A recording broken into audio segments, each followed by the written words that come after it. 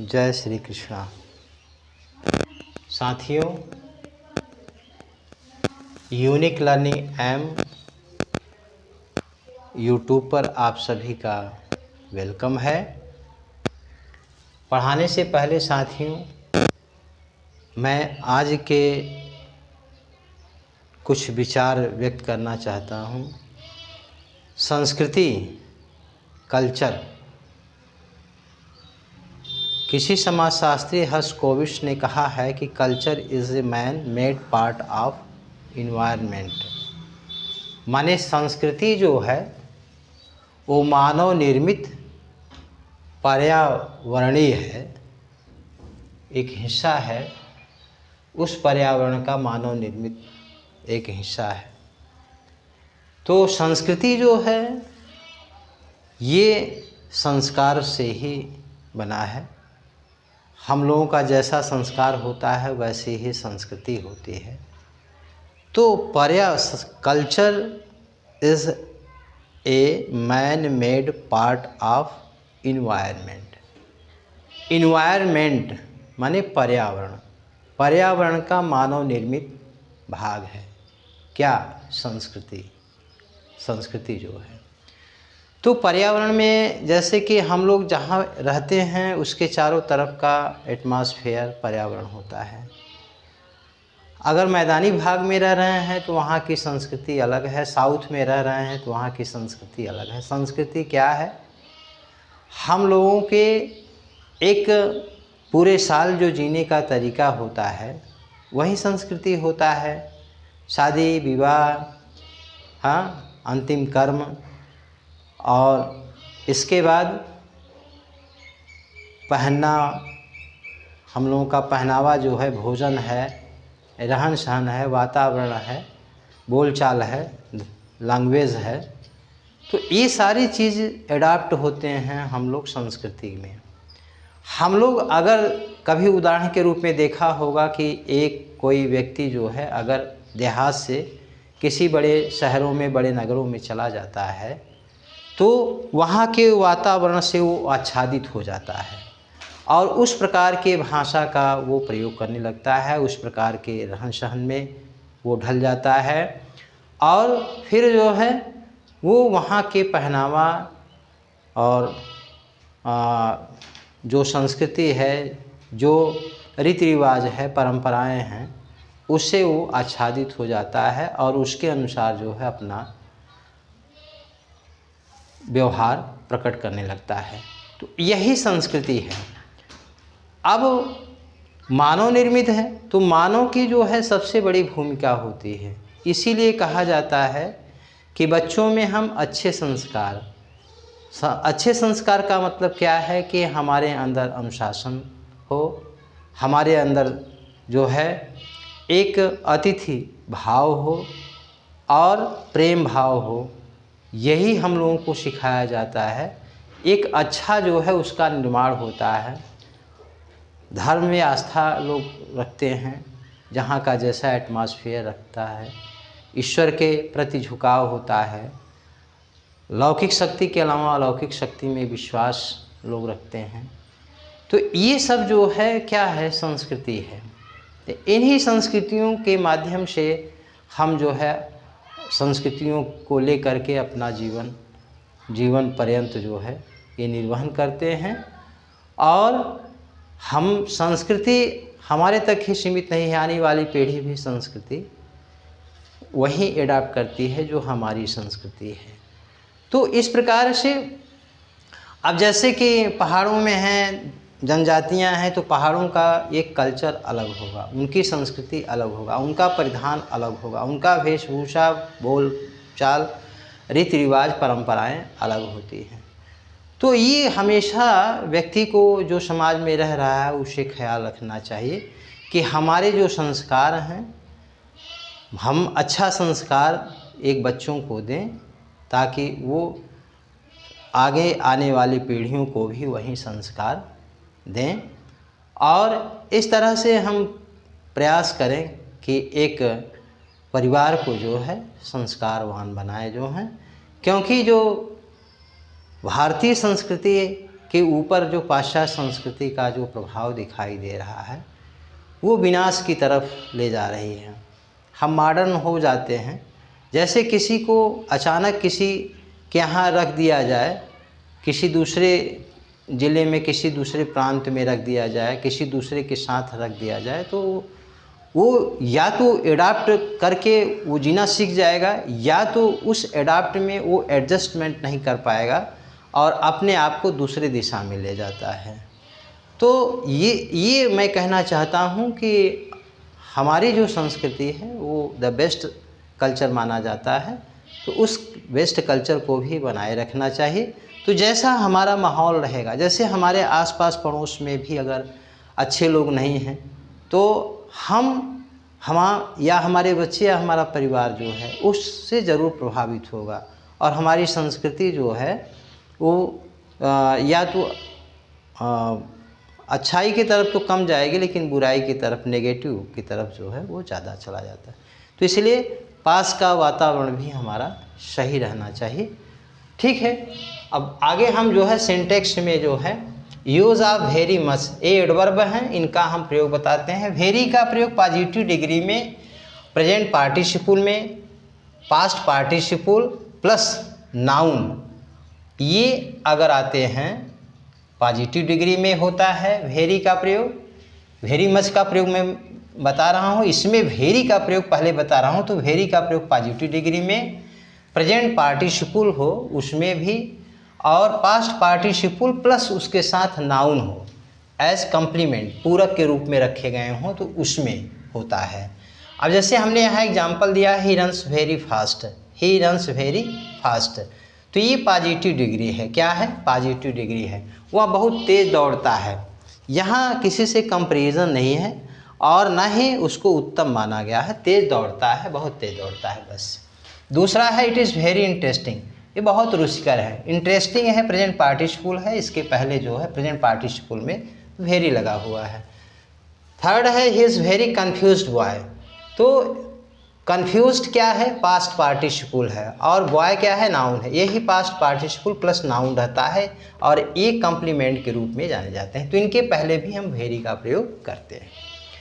Much का प्रयोग कहाँ होता है? कंपैरेटिव डिग्री में होता है, पास्ट पार्टिसिपल, और ये विदाउट कम्प्लीमेंट होता है। पास्ट पार्टिसिपल में होता है लेकिन बिना किसी कम्प्लीमेंट के होता है।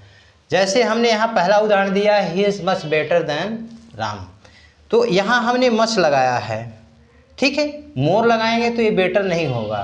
ठीक है, तो इसलिए मच लगा है, बेटर दैन राम, यहाँ दैन लगा है, राम की अपेक्षा वो ज़्यादा अच्छा है। ये कंपैरेटिव डिग्री है। आई वॉज मच इंटरेस्टेड, मैं बहुत माने अधिक रुचि रखता था या रुचि था मुझ में, तो इंटरेस्टेड है, ये जो है पास्ट पार्टिसिपल है, लेकिन इंटरेस्टेड के बाद जो है कोई नाउन का प्रयोग नहीं है, अर्थात एक कम्प्लीमेंट नहीं है, केवल पास्ट पार्टिसिपल है। Next, use of yet and still, ये भी दोनों एडवर्ब है, और एडवर्ब ऑफ टाइम ये समय दर्शाता है। एडवर्ब ऑफ टाइम, एट का भी और स्टिल का। एट का जो प्रयोग होता है वो निगेटिव सेंस में होता है, नेगेटिव सेंटेंस में होता है, जबकि स्टिल का प्रयोग जो होता है वो वर्ब के पूर्व होता है या हेल्पिंग या वर्ब टू बी के बाद होता है, अफर्मेटिव वाक्य में होता है। पहला हमने लिखा है he has not come yet, तो यहाँ नेगेटिव हमने बताया नेगेटिव है, वहाँ अभी तक नहीं आया है। दूसरा है स्टिल का प्रयोग बताया, ही स्टिल वर्क्स, वर्ब के पूर्व, वर्ब है वर्क, वर्क के पूर्व स्टिल का, माने वो अभी तक काम यहाँ करता है। He is still in the class, वो अभी भी क्लास में है, कक्षा में है। तो वर्ब भी है, वर्ब टू भी जिसको कहते हैं, वर्ब भी है, स्टिल लगा हुआ है, तो वो इसके बाद भी होता है और मेन वर्ब के पूर्व होता है। यूज ऑफ प्रीपोजिशन, अब प्रीपोजिशन का प्रयोग ये बहुत ही इम्पॉर्टेंट है। ये जो है टॉपिक प्रीपोजिशन का जो है अक्सर परीक्षाओं में पूछा जाता है, वैसे तो पूछा सभी जाता है लेकिन ये विशेष पूछा जाता है और सभी परीक्षाओं में पूछा जाता है, तो इस पर आप लोग विशेष ध्यान दें। आन का ऊपर, आन का प्रयोग जो होता है ऊपर स्पर्श के लिए, ऊपर स्पर्श के लिए क्या कि कोई मेज रखा हुआ है, जैसे the cat is on the table, तो टेबल पर बिल्ली बैठी है या बिल्ली है, the cat is on the table, मेज पर जो है बिल्ली है। तो मेज़ पर बिल्ली है तो बिल्ली का टच जो है मेज़ से हो रहा है, तो ये ऑन का प्रयोग होगा। लेकिन अंडर का प्रयोग कहाँ होता है? वस्तु के नीचे, लेकिन स्पर्श ना हो। तो जैसे उदाहरण के रूप में the cat is under the table, या the book is on the table, स्पर्श हो रहा है, the book is under the table, ये स्पर्श नहीं हो रहा है। तो स्पर्श नहीं होता है, नीचे होता है, किसी वस्तु के नीचे होता है, ठीक है। और उसका एक घेराव होता है, थोड़ा सा घेरा होता है, जैसे चार पाँव लगे हैं, उसमें थोड़ा सा इस तरह का मेज बना रहता है, आप जानते ही हैं। तो अंडर वस्तु के नीचे हो लेकिन स्पर्श ना हो।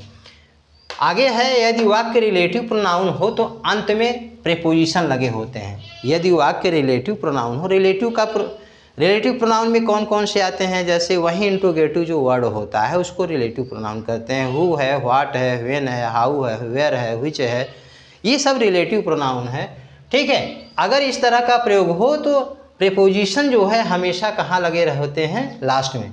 जैसे लुकिंग फॉर, अगर कोई रिलेटिव प्रोनाउन है तो लुकिंग फॉर लास्ट में रहेगा। Searching for, talking about, thinking about, ठीक है।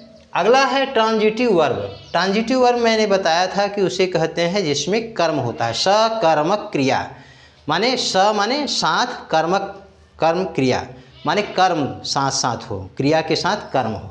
तो क्रिया के साथ कर्म हो तो कुछ क्रियाओं के बाद प्रीपोजिशन नहीं लगते हैं। जैसे ट्रांजिटिव वर्ब में जैसे आस्क आ गया, इंटर आ गया, जैसे ही सेड टू राम। लेकिन अगर इसको हम बदलेंगे तो ही आस्क्ड राम, या ही सेज टू राम तो ही आस्क्स राम, ठीक है। आई से टू राम तो आई आस्क राम, ठीक है। तो इसमें प्रीपोजिशन का प्रयोग नहीं होता है, आप लोग ध्यान दीजिएगा। इंटर है, इंटर का प्रयोग क्या है?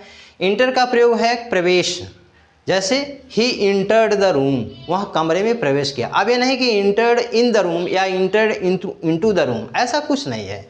तो ऐसे कुछ होते हैं क्रियाएं जो होती हैं, इंटर द रूम, ठीक है, ही इंटर्ड द रूम। तो अब यहाँ ट्रांजिटिव वर्ब कहाँ पर है? तो इंटर्ड मुख्य क्रिया है और इसके बाद रूम क्या है? ऑब्जेक्ट है। तो माने ऑब्जेक्ट जरूर आएगा, ऐसी बात नहीं है, सकर्मक का यही मतलब है। तो आस्क, इंटर्ड, हाँ, इन्फॉर्म, जैसे ही इन्फॉर्म्ड हिम, या आई इन्फॉर्म हिम, या आई इन्फॉर्म्ड हिम, ठीक है। तो एक ऑब्जेक्ट जरूर आता है। Love, I love you. Obey, हाँ, he obeys his parents, to his parents नहीं, ही ओबेज हिज पेरेंट्स, ठीक है। Ordered, resemble, resign, reach, sign, assist, ascend, ठीक है। ये अगर आते हैं, और अगर ये आते हैं तो निश्चित रूप से कोई न कोई ऑब्जेक्ट ज़रूर होगा। इनमें जो है किसी भी प्रकार का प्रीपोजिशन टू वगैरह नहीं लगा रहता। ओके, समझ में आ गया। अगला है, मैंने यहाँ पे दिया है एक example, I resigned my post, मैंने अपने पोस्ट से इस्तीफा दिया। यहाँ फ्रॉम नहीं लगाना है, आई रिजाइंड माई, मैंने अपने पोस्ट को इस्तीफा दे दिया, अपने पद को त्याग दिया, रिजाइन कर दिया, ठीक है। दिनों के नाम के पूर्व दिनों के नाम के पूर्व आन लगता है, ठीक है। दिनों के नाम के पूर्व क्या है? संडे है, मंडे है, Tuesday, Wednesday, Thursday, Friday, Saturday, इसके पहले आन लगेगा। जैसे he was born on Sunday, he was born on Tuesday, okay. तो दिनों के नाम के पूर्व आन लगता है। महीना, वर्ष के नाम के पूर्व स्थान, अवस्था, समय, दूरी, माध्यम आदि के पूर्व इन का प्रयोग करते हैं। जैसे महीना है, ही वाज बॉर्न इन जनवरी, फरवरी, मार्च, अप्रैल, या ही वाज बॉर्न इन 2020 में पैदा हुआ था। तो ई महीना हो गया, वर्ष हो गया, नाम के पूर्व, स्थान, ये सब के पूर्व इन लगता है। अब यहाँ हमने एग्जाम्पल दिया है, ही इज़ इन रूम, ये स्थान सूचित करता है। ही इज़ इन डिस्ट्रेस, ये अवस्था है, किस अवस्था में है? तो दुखी अवस्था में। स्ट्रेस माने क्या है? तनाव है, दुखी है। तो स्ट्रेस माने क्या होता है? तनाव होता है, तनाव वाले अवस्था में। He completed the course in a week, ये क्या है? कोर्स क्या है आपका भाई? ये जो है आपका विषय है। तो विषय completed the course in time, in a week, एक सप्ताह में वो जो है कोर्स को पूरा कर लेगा। तो ये समय दिखाता है, कितने समय में? एक सप्ताह में। The paper is in English, ये भाषा है, पेपर जो है किस में है? अंग्रेजी में है, ठीक है। अब ही इज़ इन वाराणसी, वह कहाँ पे है, वाराणसी में है। ये भी दूरी दिखाता है, तो ये दूरी की बात है। ही वॉज बार्न, यहाँ मिट गया है तो बार्न, ही वॉज बार्न ऑन संडे, यहाँ देखो संडे के पहले आना आया है, और इन जुलाई 2020, तो जुलाई और 2020 इसके पहले इन आया है। ओके, ही इज़ इन हो गया। अब यहाँ पे हमने एक चीज़ दिया है, गति या परिवर्तन रूप में अगर कोई गति है या किसी वस्तु का परिवर्तन हो रहा है तो उसमें हम इनटू का प्रयोग करते हैं। किसका प्रयोग करते हैं? इनटू का। जैसे यहाँ पे है ही जम्प्ड, ही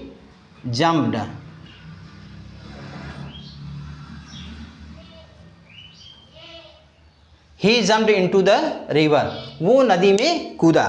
तो नदी में कूदने का मतलब कि उसके अंदर क्या है? गतिशीलता है। क्या है? गति है। तो वो जो है जंप किया और फिर जो है वो गति के रूप में वहाँ पे गया। गति है, स्पीड है, तो स्पीड का जहाँ भाव हो वहाँ पे इनटू का प्रयोग करते हैं। The water change into ice, पानी जो है किस में बदल गया? बर्फ़ में बदल गया।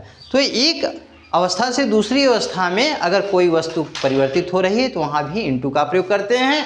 आप लोग चैनल पर बने रहिए, पूरा का पूरा देखिए, मेरा सहयोग कीजिए, तो मैं आप लोगों को मास्टर बना करके रहूँगा, मेरा ये वादा है, और पूरी जानकारी दूंगा। ग्रामर का ऐसा कोई पोर्शन नहीं है, आप लोग पूरा पढ़ें, और आप लोग अगर कहीं दिक्कत होती है तो क्वेश्चन ज़रूर करें, ठीक है, कम्युनिटी बॉक्स में जाकर।